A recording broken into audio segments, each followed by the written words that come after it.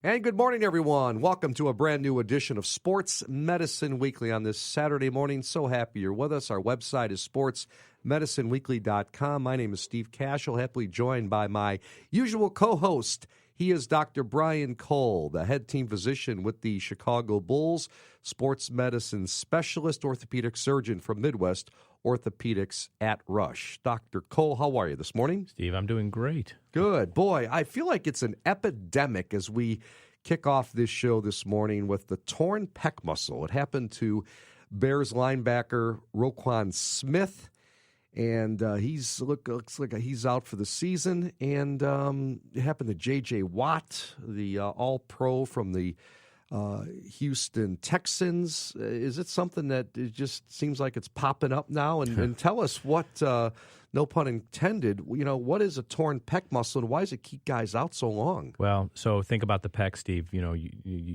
I'm sure you've never flexed in the mirror, but if you ever did that and you look at your chest, you see how the pec comes across your chest wall and actually inserts on the humerus of the upper arm. So it's a very big muscle and a very thin tendon. So that's unfortunately where we're kind of built like upside down champagne glasses, and right. There's a lot of force that goes into the tendon. And the tendon literally, it happens in a situation we call it eccentric load.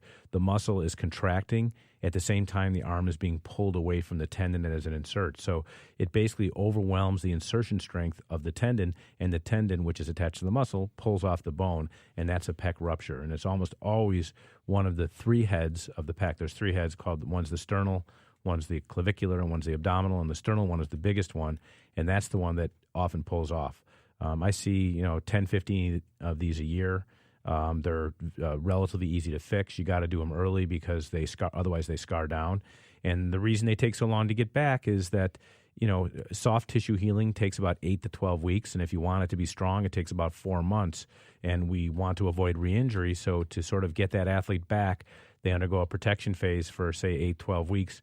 After the 16-week mark, when we let them go, it can be another 4 to 6 weeks to get them really conditioned and strong again because they have lots and lots of atrophy afterwards. So pec tendon tears are pretty disabling, especially in a collision athlete who requires tremendous upper body strength to push, for example, like if you're doing a bench press.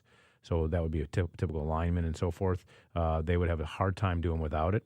Maybe a less active individual with lower demands could do better without it.